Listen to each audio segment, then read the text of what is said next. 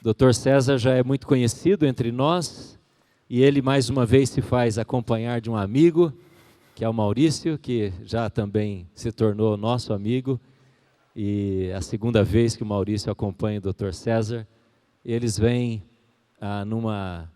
é um pé lá, outro cá, não é? Rapidinho, porque hoje à noite já voltam para Maringá, devido ao trabalho amanhã. Nós louvamos a Deus pela vida do Dr. César, sua experiência como psicólogo, mas também como servo de Deus, como um pregador, como um líder na Igreja de Cristo, como pai, não é?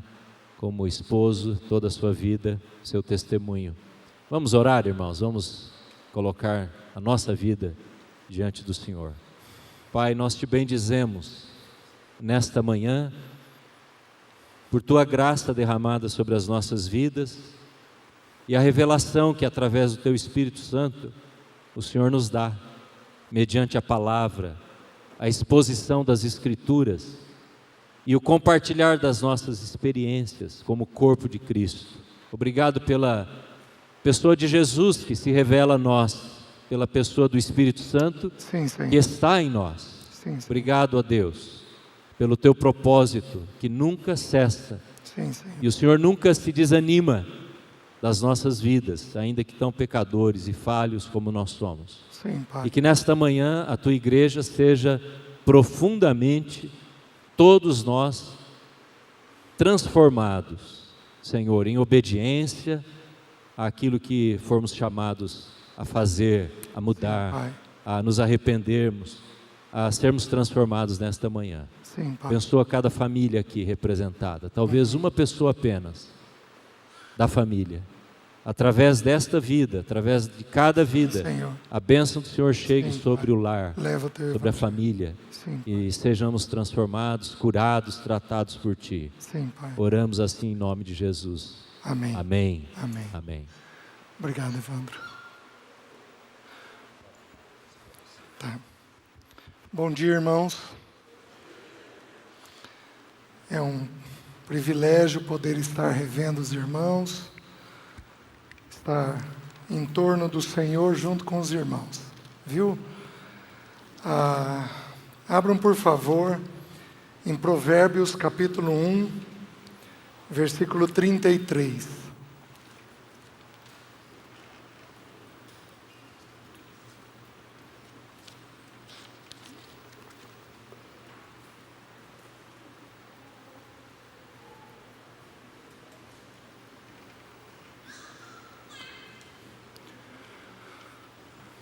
Quando nós estivemos aqui da última vez, foi no mês de setembro, final do mês de setembro.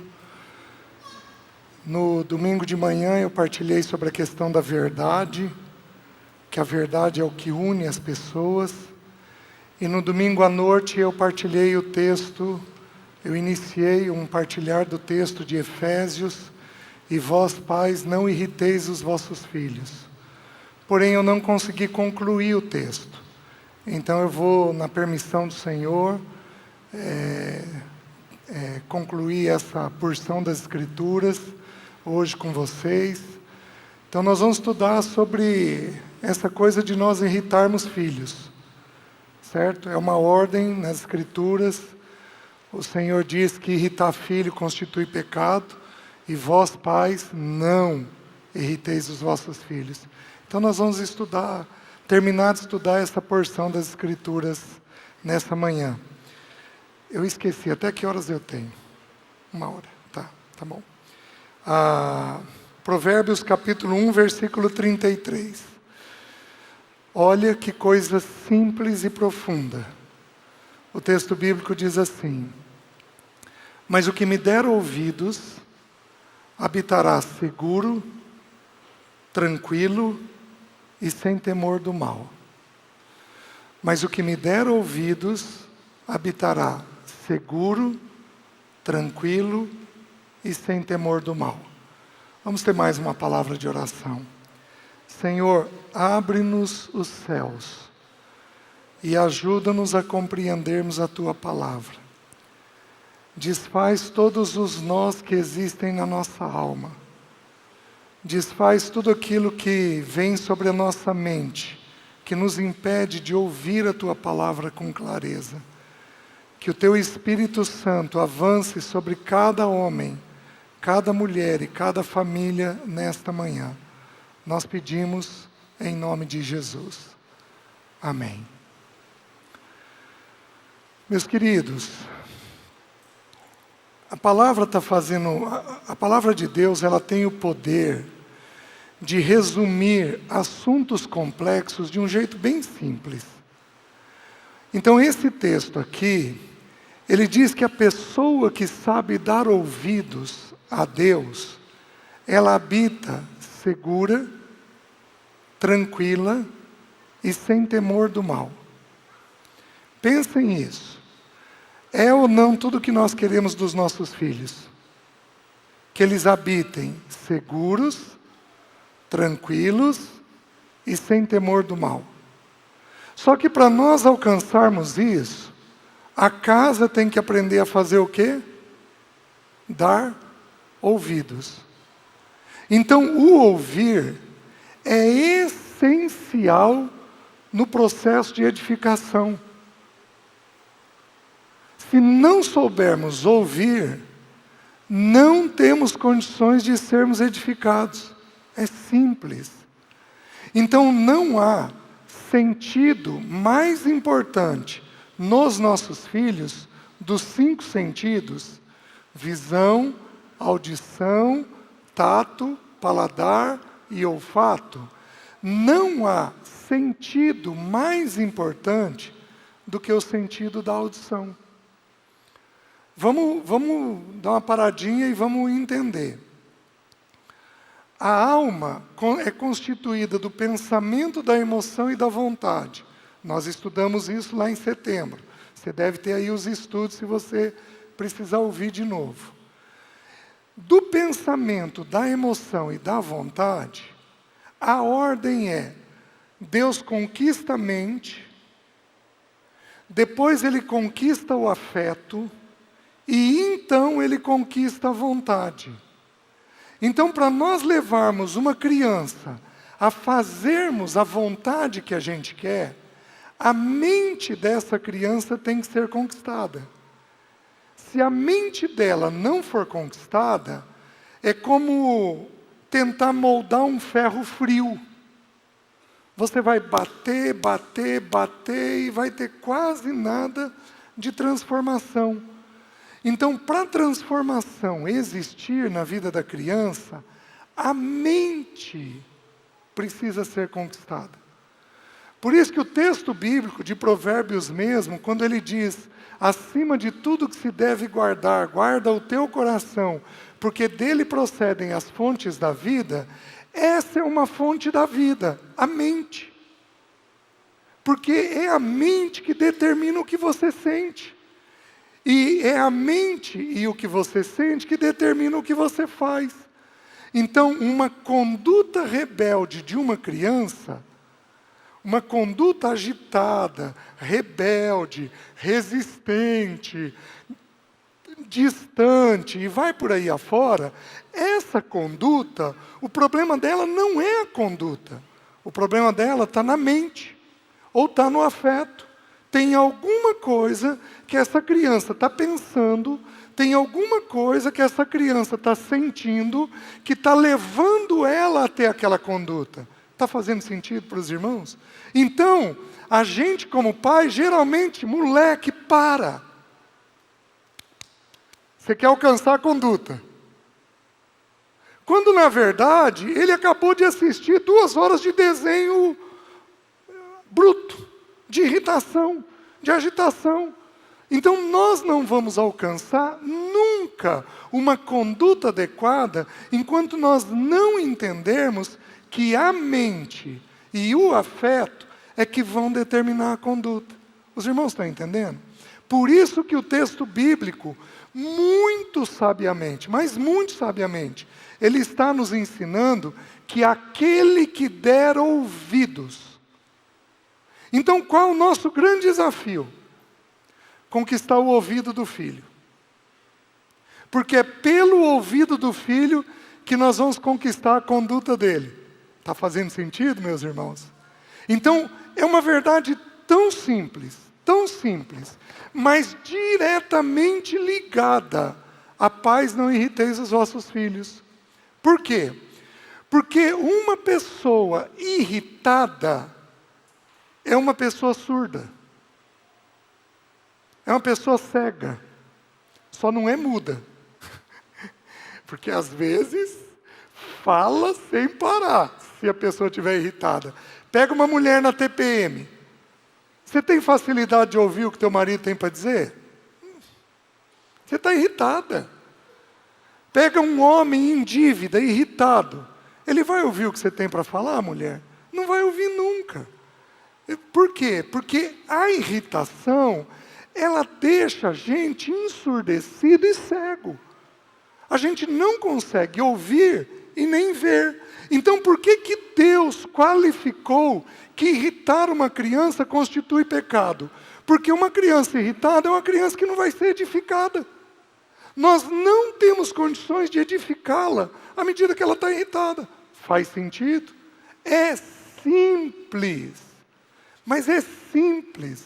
Às vezes a gente pega crianças com problemas, é comum eu conversar com pais, e os pais estarem abrindo determinadas coisas de uma criança. Em geral, eu prefiro não avaliar a criança, eu prefiro avaliar os pais.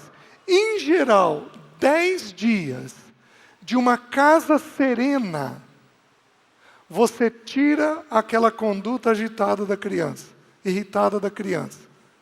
Porque o ambiente faz isso daí. Então, qual é o nosso grande desafio? O nosso grande desafio é criar este ambiente em que as pessoas possam ouvir. Vocês estão me entendendo? Qual é o primeiro sinal de que uma criança está te ouvindo? Ela olha para você.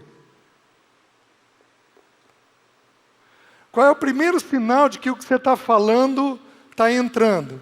As pessoas olham para você. Vocês estão olhando para mim. Porque o que eu estou falando, a verdade está entrando. De alguma forma está entrando. Se vocês estivessem assim,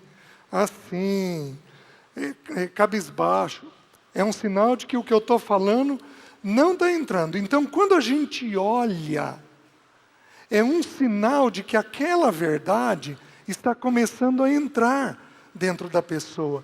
Então, o que nós vamos fazer? Ganhar os olhos dos nossos filhos, para que uma vez que eles estejam olhando para nós, eles estejam então prontos para ouvir.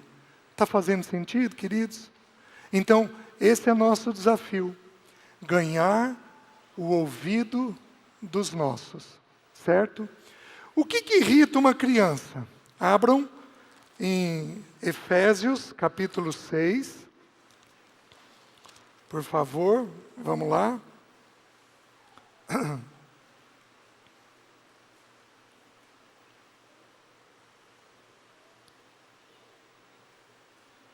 Versículo 4. Diz assim: E vós, pais, não provoquei vossos filhos a ira, mas criai-vos na disciplina e na admoestação do Senhor. Então, não é para provocá-los a ira. A palavra provoqueis, no original grego, é a mesma palavra de ira. Se o irmão puder jogar de novo o versículo. A palavra provoqueis é a mesma palavra de ira. É o mesmo original. Parorgizo. Que significa o quê? Não incita a ira. Não provoca a criança. Porque senão ela vai se sentir provocada. Ela vai cair na provocação. Entendam uma coisa. Ira é um pecado que contamina. Ira é um pecado que contamina. Existem 2 pecados na Bíblia que contaminam. A ira e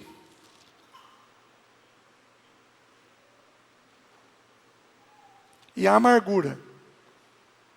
São 2 pecados nas Escrituras que contaminam as pessoas. A amargura é crítica, crítica contamina. E ira contamina. Segura aí, E abre, por favor, em Provérbios 22. Deixa eu provar para você o que eu estou falando.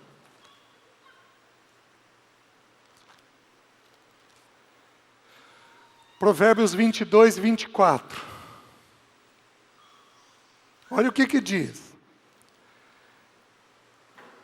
Não te associes com o iracundo, nem andes com o homem colérico, para que não aprendas a sua vereda, e assim enlaces a sua alma. Não andes com o iracundo, nem te associes com o colérico, para que não aprendas as suas veredas. Digamos que o Evandro fosse colérico. Acho que não é. Estou certo, Jane? Acho que não é. Digamos que ele fosse colérico. Eu consigo me distanciar dele. Mas como é que a Jane se distancia dele? Como é que os filhos, as filhas se distanciam dele? Não tem jeito. Então, na família, uma pessoa irritada contamina todo o restante. Vocês estão conseguindo entender? Então, uma irritada vai contaminar todos os outros. E aí, nós homens, temos que ser os provedores dessa paz. E as mulheres, quando elas são pacíficas. Então, nós, o casal, temos que prover essa serenidade dentro de casa, porque senão os filhos acabam contaminados pela irritação. Vocês estão conseguindo entender? Meus queridos, às vezes os nossos filhos têm pensamentos de morte. Não vou perguntar aqui, porque nesse grupo aqui vai ter algumas famílias cujos filhos vão ter pensamentos de morte. Só tem duas coisas que dá pensamento de morte numa pessoa: dor ou raiva. Ambientes irritados podem, inclusive, promover pensamentos de morte. Ai, que vontade de bater, ai, que vontade de matar, ai, que vontade de morrer. Vocês estão me entendendo? Por quê? Por causa desta atitude que o lar tem de manter essa irritação. Então, ira é um pecado que tem que ser trabalhado cedo nas nossas vidas. Tem que ser arrancado pela raiz. Isso daí. Por quê? Porque senão contamina os filhos e compromete a educação que nós queremos dar para eles. Tudo bem até aqui? Amém? Um amém meio abatido. Mas eu estou entendendo. Muitos lares aqui têm que fazer essa correção, né? Mas vamos lá, vamos avançar um pouquinho mais. O que irrita filho? Eu já falei para vocês algumas coisas que irritam lá em setembro, tá? Deixe-me lembrar. A primeira coisa que irrita, atrito conjugal. Um casal brigou, os filhos ficam inseguros, tá? O que é uma briga conjugal? Nós vamos ter briga de vez em quando no casamento? Claro que vamos. Aliás, a Bíblia diz assim: há tempo de paz e há tempo de guerra. Tem ocasião que nós vamos guerrear dentro do casamento. Nós guerreamos contra o quê? Não é contra o parceiro, muito menos contra a família do parceiro. Um casal normal, em geral, briga por dois motivos: família de origem e bobagem. Estou certo? Família de origem e bobagem. E a Bíblia diz, como eu citei para vocês no texto de Eclesiastes, que há tempo para todo propósito debaixo do céu, tempo de nascer, tempo de morrer. E aí ele termina dizendo, tempo de paz e tempo de guerra. Quais são as guerras que nós lutaremos dentro de casa? Tudo aquilo que se chamar pecado. nós brigamos por uma palavrinha chamada pecado. Pecado, nós somos soldados. Lembra do texto de Efésios, da armadura? Você está me entendendo? Por que ele pede para o crente revestir a armadura? Porque ele é um soldado. Um soldado contra o quê? Contra o pecado e as hostes espirituais. Contra o mundo, contra a carne, os 3 inimigos que a gente tem. Então um casal pode brigar? Pode. Mas ele vai brigar pelo quê? Por aquilo que se chama pecado. As outras coisas, nós desenvolvemos tolerância, amor, paciência.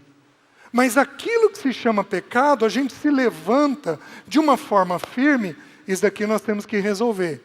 Isso daqui nós temos que tratar. Nós temos que, de alguma forma, encaminhar isso daqui. Então, não importa a idade dos filhos. Você pode ser avô. Você percebeu que o filho está sob risco de um pecado, que os netos podem cair naquele pecado. Você se levanta como um soldado para lutar aquela luta. Primeiro em oração, depois chamando seu filho. Filho, a palavra de Deus sobre isso daqui diz tal coisa, tal princípio. Nós nunca brigamos com as pessoas. Porque nós somos pacíficos. Faz sentido, irmãos?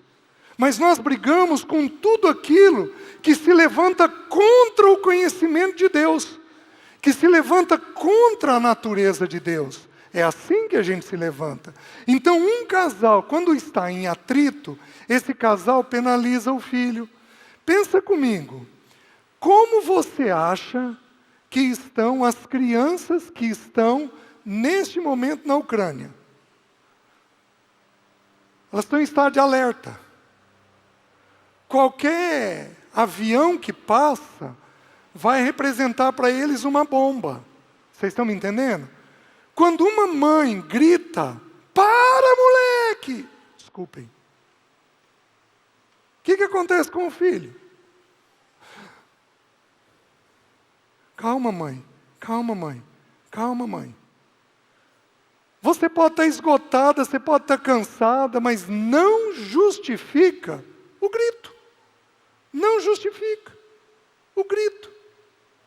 A palavra nos diz, em Isaías 42, que o Senhor nunca gritou. Nunca levantou a voz. Por que vocês acham que o ensino dele dura 2000 anos? Porque ele teve mansidão no ensino. E quando você ensina de um jeito manso, aquilo penetra. Então, atrito conjugal. Havendo uma briga, sem problema, ocorreu. Os filhos viram a briga, sem problema. Mas o que a gente precisa fazer? Quando resolver, precisa chamar os filhos. Filho, você viu que o papai e a mamãe brigaram? Nós já sentamos, nos resolvemos, papai estava errado, mamãe estava errada, nós já encaminhamos isso daqui, está tudo em paz entre a gente, tá? Você nos perdoa, porque a gente gritou, a gente não falou coisas que a gente devia ter falado, você nos perdoa, nós retomamos agora, está tudo bem, pronto. Você abriu a ferida, mas você também fechou a ferida. Esse é o padrão. Então, a primeira coisa que irrita filho, atrito conjugal. Eu estou tentado, mas não levantem a mão. Quem aqui briga? Sorrisinho de vocês diz tudo. Vocês estão me entendendo? A gente tem filho na condição de filho aqui, levanta a mão, que está dentro de casa como filho. O que eu estou falando tem a ver? E não importa a idade, estou certo? Então essa é a primeira coisa. Segunda coisa que irrita filho. Falta... eu preciso falar mais uma coisa. Existe uma briga que é uma briga velada. Casais que brigam no silêncio. Então, não falam nada, mas não estão unidos com o outro. A esposa serve a mesa, o casal está brigado, o cara senta, cabeça baixa, come, levanta, sai, não tem um agradecimento, obrigado querida, que delícia querido, nossa, obrigado o teu esforço. Uma briga velada, é briga do mesmo jeito. Filho percebe do mesmo jeito. Tudo bem? Certo. Vamos mais. Segundo ponto que irrita filho, falta de tempo. Não dar tempo para os... Oi. Oi. Não dar tempo para os seus. Isso irrita filho. Só que aqui eu preciso fazer uma ressalva. Imagina 2 círculos, o primeiro e o segundo. Dentro do primeiro círculo estão os filhos. Então, em torno do filho vem o primeiro círculo. Quem é a pessoa que protege o filho, que é o primeiro círculo? A mãe. Quem é o segundo círculo? O pai. Então, fora dos círculos nós temos o mundo. Então, tem o mundo, aí o pai protege a mãe e o filho do mundo. E a mãe protege o filho do pai e do mundo. Então, eu teria texto bíblico para mostrar isso daqui para vocês, mas não dá tempo da gente abrir para explicar isso daqui. Mas essa é a ideia. Então, o filho é protegido em primeiro lugar pela mãe. O assunto é tão sério, que eu tenho uma filha abusada sexualmente por um pai. De quem que ela é ressentida? Da mãe. Por quê? Porque a mãe não protegeu ela. A mãe é o elemento de proteção. Vocês estão me entendendo? Então, quando a gente tem uma acidez grande de um filho com uma mãe, a gente dá uma investigada em abuso. Porque é uma das coisas que pode ter acontecido. Tem muitas que podem acontecer, né? Então, ali está o filho. O que acontece, meus queridos? Se um homem não dá tempo para a mãe,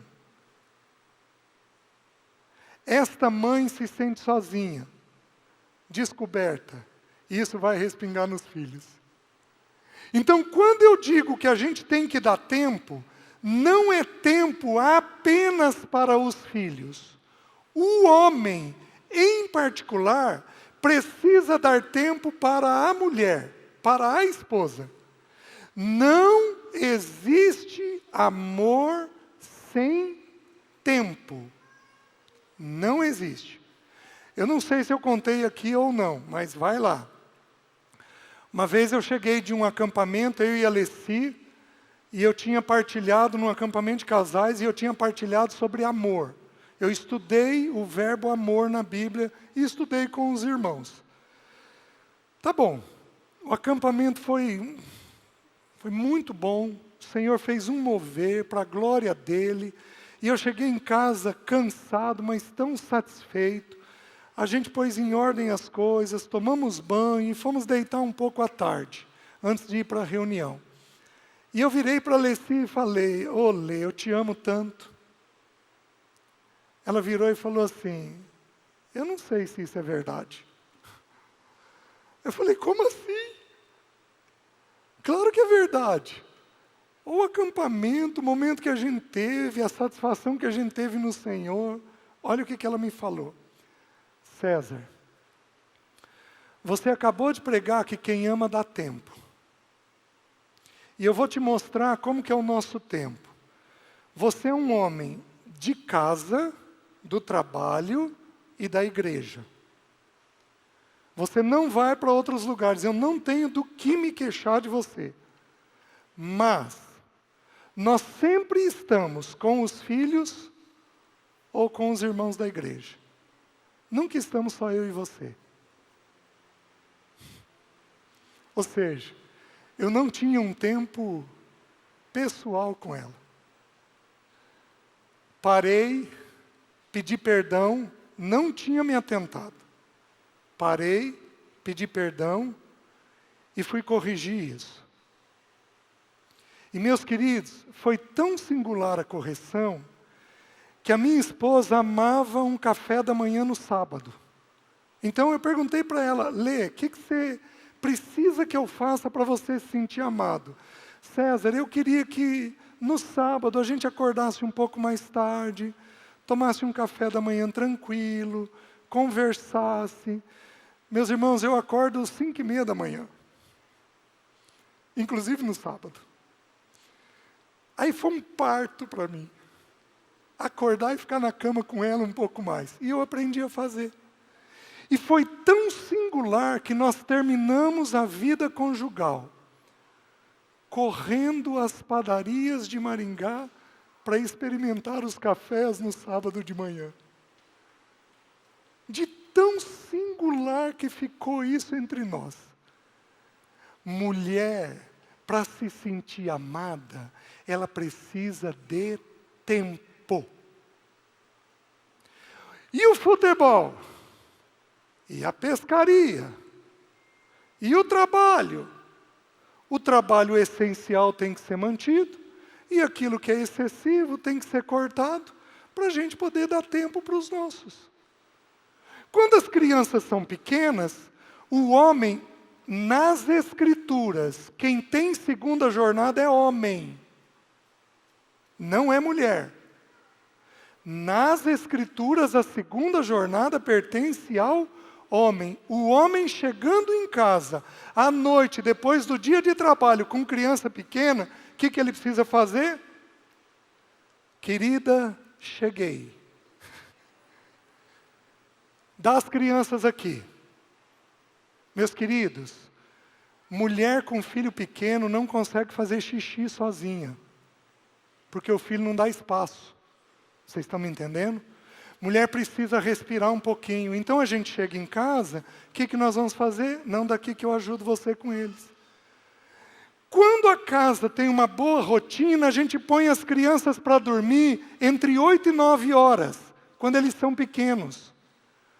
A gente trabalha com essa meta. Às vezes, você vai levar de 2 a 4 anos para alcançar isso. Mas me acreditem, a gente alcança. Filho que dorme entre 8 e 9 horas da noite, ele dá espaço para o casal poder ficar junto. Então essa é uma coisa que a gente precisa ter entendimento. Criança precisa dormir, como adulto precisa dormir bem, para a gente poder estar bem. Então essa é uma rotina essencial para que a gente mantenha a casa em ordem. Para isso, nós vamos cuidar dos filhos ao chegarmos em casa, e uma vez que cuidamos deles, eles foram dormir, nós vamos cuidar da esposa. Nós vamos sentar, ver como é que foi o dia, ver o que está precisando, vamos orar juntos. Os irmãos estão entendendo? Meus irmãos, não é difícil, mas precisa de empenho. Por anos lá dentro de casa, nós tivemos períodos de 1 a 2 semanas, a gente repetia isso várias vezes no ano, em que nós desligávamos TV e computador. Porque TV e hoje, celular, computador, rouba tempo. Desligávamos. E aí, nós dávamos tempo para nós. O meu pai foi um homem ímpio ao longo da vida. Ele entregou a vida ao Senhor alguns meses antes de morrer. Mas teve uma coisa interessante. Eu tinha 6, 7 anos e eu e meu irmão mais novo brigamos por causa da TV. Meu pai resolveu numa tacada. Ele virou e falou, a mãe de vocês vai ser penalizada, mas nós vamos fazer uma coisa, 1 mês sem TV nessa casa. O que a família fez? Colocava a cadeira diária na calçada e ficávamos conversando. Meu pai, mesmo ímpio, teve uma direção de Deus na vida dele. Aquilo registrou na minha mente. Então eu repeti isso muitas vezes dentro do lar. Está entendendo? Então a gente não está conseguindo ter tempo para tudo, desliga as distrações e nós vamos ter tempo. Os irmãos estão entendendo? Então, filho precisa de tempo e parceiro precisa de tempo. Mulher, homem também precisa de tempo. Mas a gente é uma besta quadrada. Uma boa comida, um espírito agradável, em geral, basta. Vocês estão entendendo? Homem é meio... não aprofunda muito. Então, se for para aprofundar, a gente já tem um pouco de dificuldade.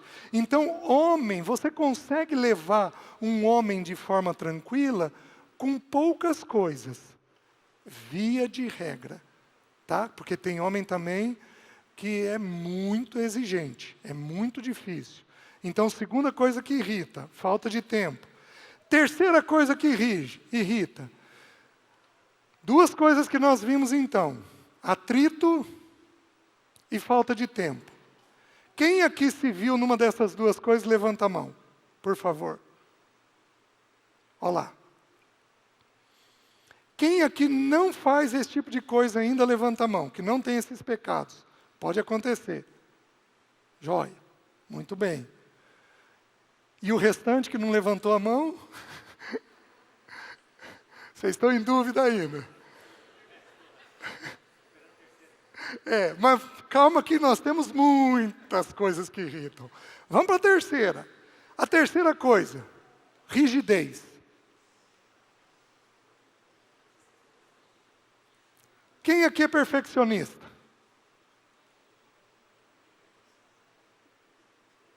Quem aqui é bravo? Então, terceira coisa que irrita filho, rigidez. Eclesiastes 7,16 diz assim: não sejas demasiadamente justo, nem exageradamente sábio.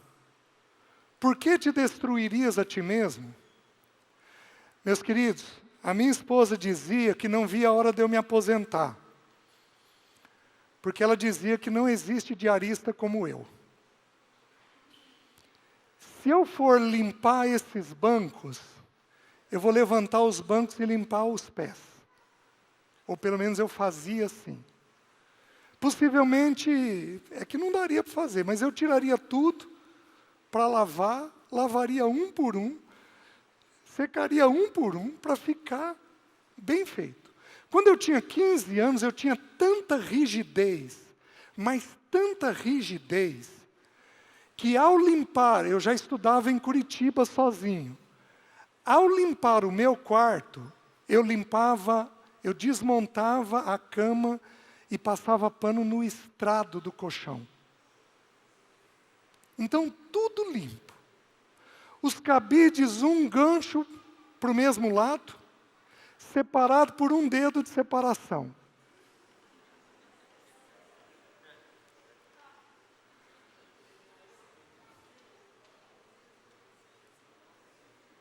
A rigidez é porque a gente é muito inseguro. Então a gente quer um ambiente bem controlado. Eu era tão pirado, mas tão pirado, que ao atender, isso perdurou por uns 3 anos. Ao atender, então eu levantava, achando que o paciente não estava vendo, e penteava a franja do tapete com o pé. 2 pirados, eu e o paciente, com todo respeito aos pacientes. Uma rigidez. Por quê? Porque na rigidez você acha que vai dar certo. Que você está sob controle. Então, pessoas rígidas são pessoas inseguras. Nem menos e nem mais. A minha mala, a Leci, quando eu voltava de uma viagem, a Leci tinha que perguntar o que estava limpo e o que estava sujo. Porque a dobra da roupa suja era idêntica à dobra da roupa limpa. Era a mesma coisa. Meus queridos, que escravidão. e viciado em fantasia sexual. Por quê? Porque eu era cheio de nó, cheio de problema dentro de mim. A pessoa rígida, ela é uma pessoa pesada. Ela é uma pessoa tensa. Porque ela, como ela é insegura, ela precisa ter o controle de tudo aquilo que está acontecendo. Agora, vocês imaginem a tragédia disso quando eu tive filhos. Senta assim, não senta assado, é desse jeito, não é daquele jeito, é assim que nós vamos fazer, não é daquele jeito. A Leci dizia para mim, nossa César, você casou sozinho, né? Porque você decide tudo sozinho. Por quê? Porque a pessoa rígida só tem um jeito certo de fazer as coisas. Qual que é? O dela. E a gente casa para poder ter um pouquinho a ver com o outro, para aprender com o outro. Você está me entendendo? Só que o que acontece? Olha o que o texto diz, que eu citei de Eclesiastes 7,16. Não sejas, o irmão projeta para mim, por favor, Eclesiastes 7,16. Não sejas demasiadamente justo. Sabe aquela coisa muito organizada? Tem que ser desse jeito aqui. Só que olha a sequência do texto. Nem exageradamente sábio. Eu posso explicar para vocês o porquê que o cabide tem que estar do mesmo lado. E aí, a pessoa rígida fica chata. Então, com todo respeito aos irmãos que levantaram a mão. Mas a gente fica chato. A gente assume um tom professoral. Sempre tenho que ensinar, em tudo. E aí a gente fica uma pessoa pesada, que carrega o ouvido do filho. E aí o texto termina de que jeito? Porque te destruirias a ti mesmo. Então a gente vai se autodestruindo nesse espírito rígido, nesse espírito pesado. Então o Senhor começou a me trabalhar. Qual foi a expressão que o Senhor usou para mim? César, organização sim, perfeição não. Então uma casa precisa ser organizada? Sim. Minhas irmãs, é uma dádiva quando a casa é organizada. E se tiver alguma aqui que não é organizada, isso precisa ser trabalhado. Porque não é a natureza do nosso Senhor. O nosso Senhor é um Deus de ordem e decência. Porém, uma casa não pode ser perfeita. Porque não existe essa possibilidade. Você lava uma louça e limpa uma pia, quanto tempo leva para estar em desordem? Se tiver filho adolescente, alguns minutos. Porque ele vai lá, vai mexer com alguma coisa. Então, assim, a organização, Deus trabalhou a minha vida. César, você tem que ser organizado, mas você não pode ser perfeccionista. Minha filha, aos 6 anos de idade, virou para mim e falou assim, pai, eu não sei o que acontece com a minha mente, mas ela me diz que tudo que minha mão direita fizer, a esquerda tem que repetir. Toque. Por que ela estava desenvolvendo toque? Porque eu era cheio de toque. Confere isso, verifica a porta, verifica gás, verifica a janela, verifica a limpeza, verifica a organização. E isso daí consome a pessoa por dentro e irrita os filhos, porque você vai até o filho, arruma esse quarto. Aí você passa 10 minutos depois, eu já não pedi para arrumar esse quarto. Às vezes o filho vai arrumar, mas ele precisa relaxar um pouquinho, a hora que acorda, precisa ligar, ele é mais lento, ele é mais devagar, você está me entendendo? E a hora que ele for sair do quarto, ele vai deixar a cama arrumada. Mas na cabeça do rígido, acordou? Arruma. Acordou? Arruma. A gente não dá tempo, a gente não tem misericórdia, não tem respeito pelas diferenças que o filho tem da gente. Vocês estão conseguindo entender? E aí a gente começa a sobrecarregar o ouvido da criança. Faz, faz, faz, faz, faz, faz, faz. E sabe qual é a primeira coisa que o filho vai fazer? Vai desligar. Entra aqui, sai aqui. Depois dos 12 anos, sabe o que ele vai fazer? Vai trombar. Ai, mãe, a senhora já falou. Para. De novo. Eu sei. Eu vou fazer. Os irmãos estão entendendo? Rigidez irrita. Qual o último texto que Deus usou para me tratar nisso?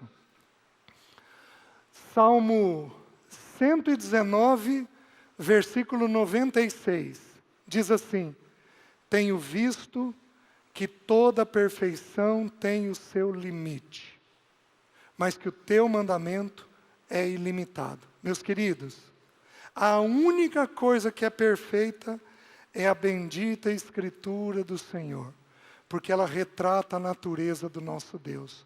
Nós, eu, você, tua esposa, teu marido, teus filhos, somos imperfeitos. E nós temos que saber lidar com estas imperfeições. É pecado? Tratamos. Não é pecado? Toleramos. E vamos tentar mexer dentro do possível. Os irmãos estão entendendo? Terceira coisa, então, que irrita: rigidez. Quarta coisa que irrita: agitação. Pessoas agitadas, que não têm parada. Quem aqui é assim? Deixa eu explicar um pouquinho para os irmãos entenderem. Às vezes você está parado e os dedos estão assim. Você está de perna cruzada, sentado, e a perna está assim. Ou você está sentado e a perna está assim. Vocês estão me entendendo? Hoje existe até um nome bonito que a medicina deu. Já está inclusive nos manuais de psicologia, chamado síndrome das pernas inquietas. O que é isso? Você está em repouso e a perna faz isso aqui. Dá uma dor enorme e a perna não para. Ela fica assim o tempo todo. O que é isso? Isso é uma mente que não para. Você é dado a muito projeto? Você é inquieto. A mente pensa muito? Você é inquieto. Você tem dificuldade para pegar no sono porque a cabeça está pensando? Você é inquieto. Você faz as coisas apressadas dentro de casa? Você é inquieto. Você é desastrado? Tem que verificar se você pode ser inquieto, porque nem sempre o desastre é de inquietação. Por exemplo, os adolescentes, eles têm aquela espichada, e o cérebro vai levar meses para registrar as novas medidas. Então, adolescente é desastrado. O braço cresceu e o cérebro não tem essa medida. O músculo cresceu, ele ficou forte e ele não tem a noção da pegada dele. Por isso que ele machuca as pessoas. Por quê? Porque o corpo desenvolveu e o cérebro ainda não se ajustou. Então o desastre de adolescente é a coisa mais comum que tem. Se você vai num restaurante e o adolescente esbarra na garrafa e derruba, o que você costuma fazer? Ô, moleque. Mas você é desastrado, hein? Meus queridos, é o cérebro do peão. Como é que nós vamos queixar? Qual deveria ser a nossa resposta? Ô, querido, tudo bem, isso acontece, tá? Teu cérebro está registrando as tuas medidas, né? Tem alguns que têm adolescência tardia. O desastre não saiu até hoje. Mas é só quando eu estou cansado. Se eu estiver cansado, eu sou desastrado. Há um tempo atrás, eu estava lendo um livro e com uma tesoura na mão. Quando eu vi, eu tinha picotado a camisa. A penúltima vez que eu comprei roupa com a Alessi, eu falei, deixa eu ajudar ela. Vou cortar as etiquetas. Cortei as camisas. Então, eu cansado sou um desastre. Né? Eu tenho que evitar quando eu estou cansado. Então, essa pressa, ela agita filho. Vou dar um exemplo. A gente vai sair para a reunião da igreja. E está todo mundo, você resolveu assistir o futebol. E aí, gente, vamos. A voz está alterada. Você está empurrando. Você está exagerando na medida da fala. Então, essa agitação, ela também irrita filho. Digamos assim, ela é uma pré-guerra. É a Rússia fazendo exercício militar. Ela é um anúncio de que não vai ficar boa coisa. Vocês estão entendendo? Deixe-me dar alguns versículos que são importantes. Abram em Isaías 30:15. Olha que texto lindo.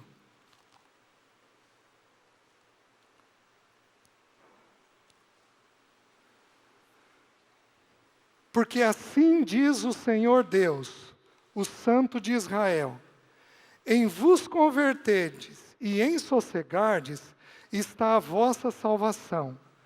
Na tranquilidade e na confiança a vossa força, mas não o quiseste. Meus queridos, a salvação está onde? Em ser sossegado. Nós não podemos ser passivos. Nós não podemos ser atrasados. Então nós não podemos ter um sossego de tal forma que a gente fique atrasado. Mas nós não podemos também ter uma agitação tal de que a gente seja precipitado. Os irmãos estão entendendo? Então é em converter e sossegar que está a vossa salvação. Está me entendendo? Então o que a gente faz? A gente deixa sereno. Quando os meus filhos eram pequenos, a igreja que eu e a Alessi casamos era uma igreja de jovens. Então nós, e metade da igreja teve filhos. Então, e nós fizemos uma coisa. Tinha muita criança dentro da igreja, nós tornamos a escola dominical no sábado à noite. Para que nós pudéssemos ter um domingo mais tranquilo de manhã e nos reunirmos em famílias, como igreja. Fizemos isso por alguns anos e deu bem certo isso daí. Tá bom. O que eu e a Alessi começamos a perceber? Que a gente voltava para casa 3, 4 da tarde, deixava as crianças ter um soninho, e aí acordávamos elas para vir para a reunião da igreja. Só que o que a gente percebeu? Que elas não descansavam o suficiente. E aí a gente se bravejava, e aí elas estavam mais agitadas na reunião. O que nós entendemos? Nós estávamos vindo para casa muito tarde. Então nós passamos, a hora que dava 1h30, 2h, vamos embora? Vamos. As crianças chegavam, deitavam, tiravam a soneca delas, mais tranquilas, a gente conseguia acordar elas de forma mais serena. Se você acelera, faz tudo muito espremido, isso daí vai dar numa coisa ruim. Porque você vai ficar mais exigente para conseguir fazer as mesmas coisas que você faria de forma tranquila. Vocês estão me entendendo? Ô, gente, é tão simples, mas é onde a gente tropeça. É onde a gente faz mal para os nossos filhos. Vejam, não precisam abrir, Salmo 46:10, aquietai-vos, e sabei que eu sou Deus. Aonde que eu, a esposa e os filhos vamos entender que Deus é Deus? Na quietude. Os irmãos estão entendendo? Quantos homens aqui são dados a muito projeto? Cabeça fica... Levanta a mão alto, por favor. Olha lá. Decorem, essas pessoas que levantaram a mão, decorem o Salmo 131. Senhor, não é soberbo o meu coração, nem altivo o meu olhar. Não ando à procura de grandes coisas, nem de coisas maravilhosas demais para mim. Pelo contrário, fiz calar e sossegar a minha alma. Como a criança desmamada se aquieta nos braços de sua mãe, como essa criança é a minha alma para comigo.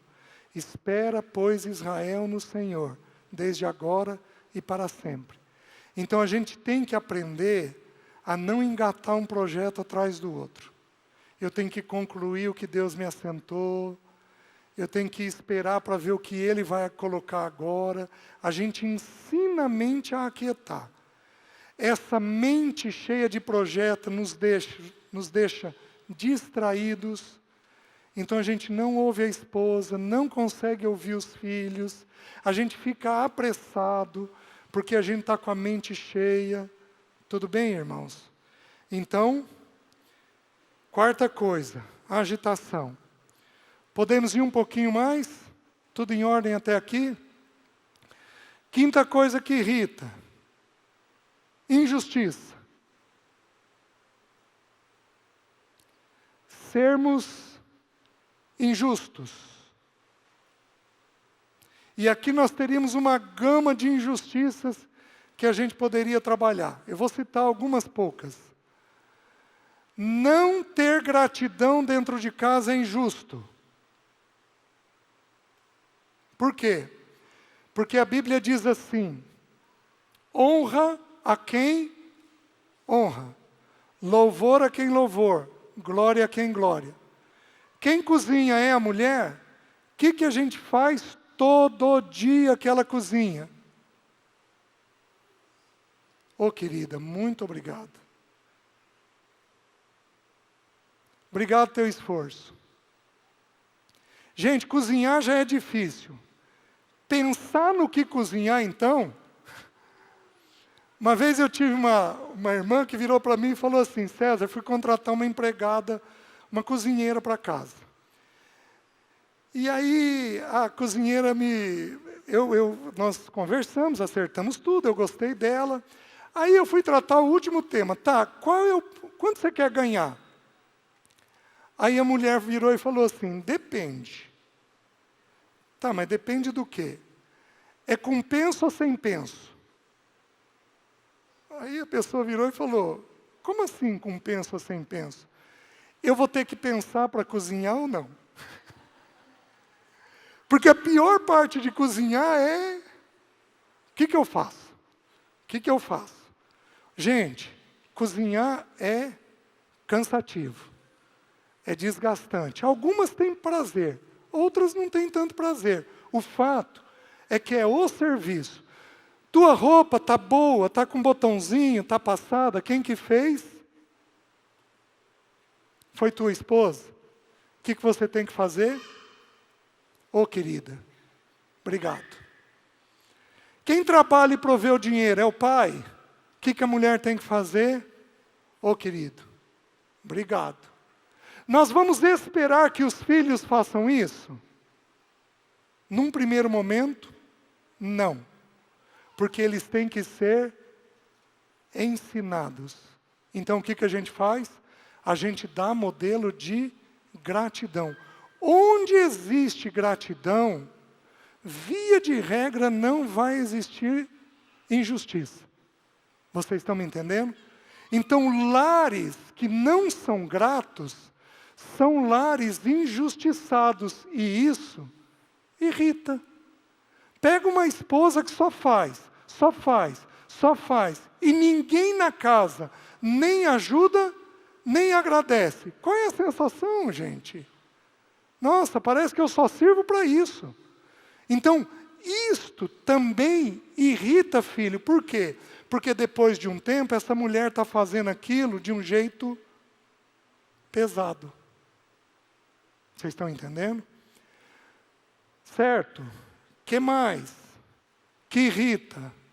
Comparação. Quem aqui foi comparado com irmãos? Levanta a mão.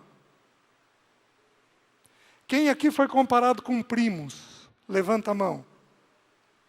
Comparado com irmão já é ruim, mas comparado com primo é de matar por dentro. Aonde nas Escrituras nós temos comparação? Me diz um texto bíblico onde Jesus tenha comparado Pedro com João. Agora, o que existe nas Escrituras? Modelo. Está entendendo? Então a gente fala de um princípio. Querido, seu irmão tem esse princípio aqui bem resolvido dentro dele. Esse é o princípio que a Bíblia apresenta. Viu, querido? Então ele é imitável nisso daqui. Podemos olhá-lo e imitá-lo. Mas comparar um melhor, outro pior, queridos, é delicado. Quando Pedro passou por aquela fogueira, em que o Senhor pergunta para ele 3 vezes, Pedro, tu me amas? Senhor, eu te amo. Pedro, tu me amas? Senhor, eu te amo. Pedro, tu me amas? Senhor, eu te amo. Que o Senhor conclui com ele o que estava tratando. Os dois se levantam, Pedro e João, e o Senhor se levantam. Pedro vira e diz, e quanto a este? O que Jesus faz? O que te importa? O que tem a ver ele? Ele é comigo. Tem nada a ver com você. Você faz o que eu te pedi. Lembra que no processo de Pedro, Pedro não tinha muito limite. Ele falava a hora que era para calar, ele calava a hora que era para falar, ele entrava em coisas que ele não deveria entrar, mas também ele entrava em coisas que ele deveria entrar. Pedro era uma pessoa inquieta por dentro. Vocês estão me entendendo? E é interessante, só está me ocorrendo agora.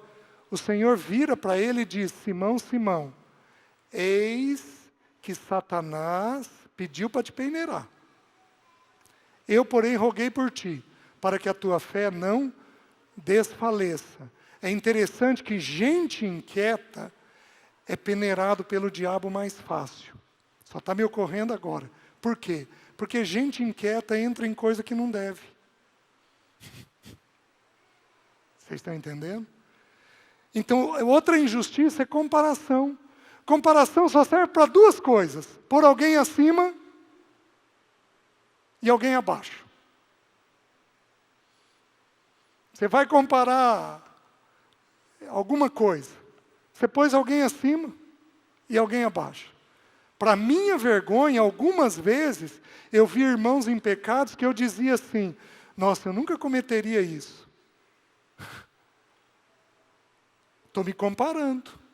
Eu estou indiretamente dizendo o seguinte, eu sou um pecador melhor, porque esse pecado aqui eu não cometo.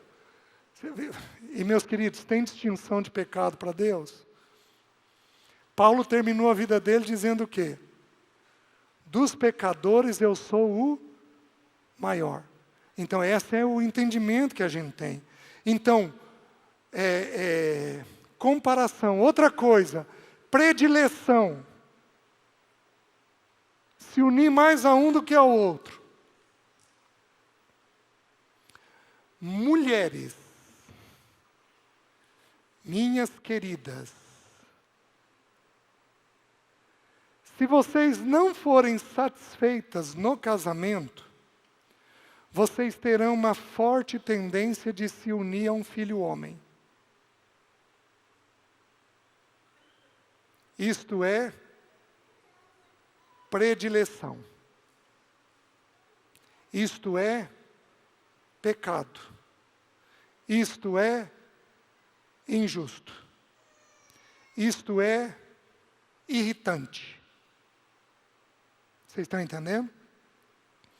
Então, havendo uma predileção, nós precisamos cuidar.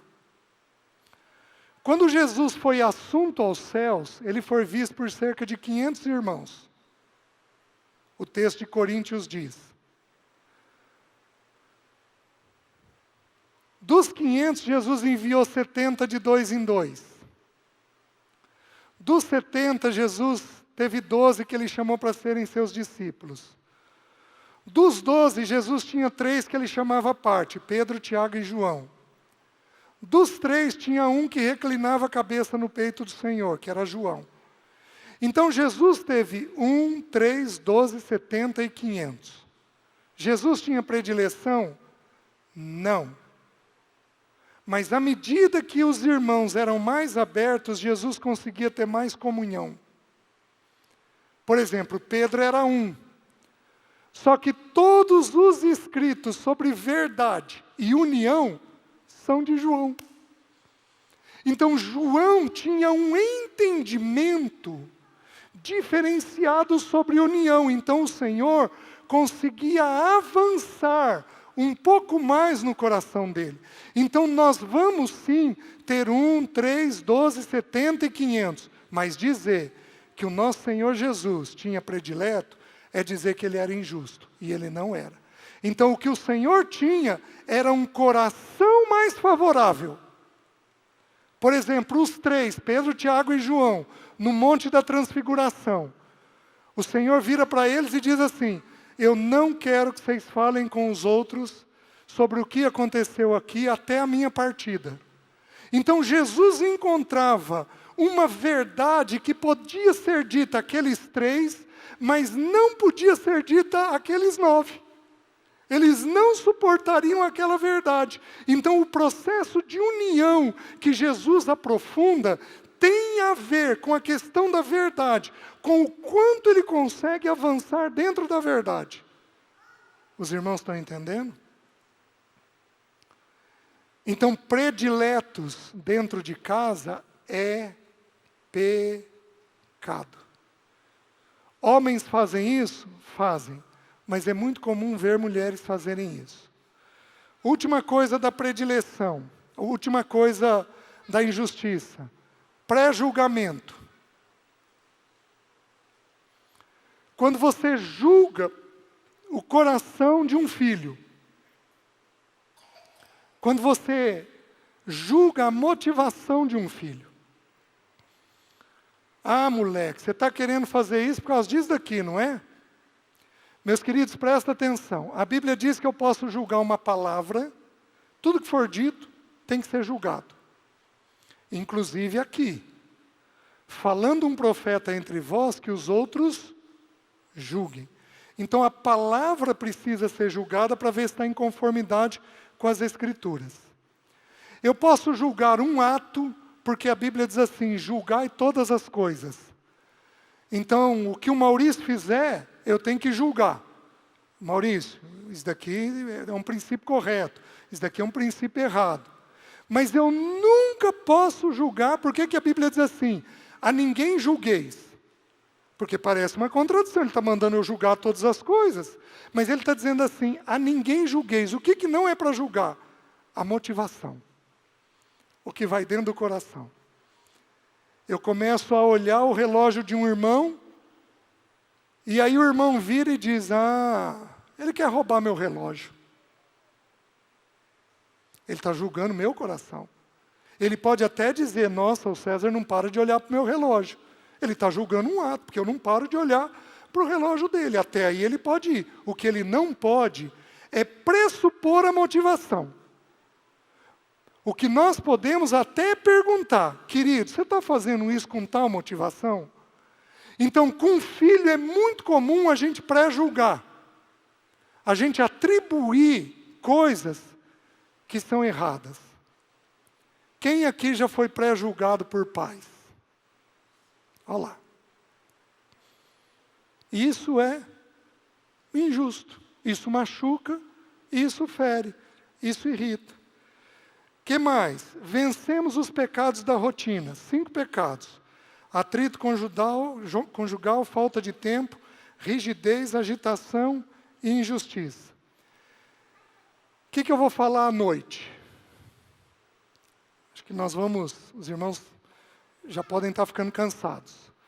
O que eu vou falar à noite? Sobre os pecados da fala, que irrita filho. Então tem coisa de fala, da fala da gente que irrita filho. Então, não deixem de vir. Está difícil, mas é bom ouvir, não é? Eu já passei por essa lista muitas vezes e já pedi perdão para os meus filhos muitas vezes nisso daqui. Então, não desanima não. Tá bom? O Senhor vai dar graça da gente de ouvir tudo e praticar o que é necessário. Amém, irmãos?